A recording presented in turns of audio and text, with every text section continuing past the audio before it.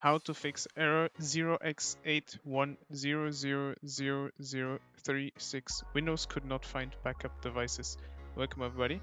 If you have a Windows could not find backup devices error, that's named 0x81000036. I will now show you how to resolve and fix this problem. We'll start off by opening up the search bar and searching for Windows features.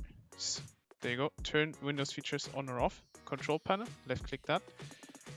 Now in here, you want to make sure that, as you can see, Hyper-V is turned off, so the box is gray.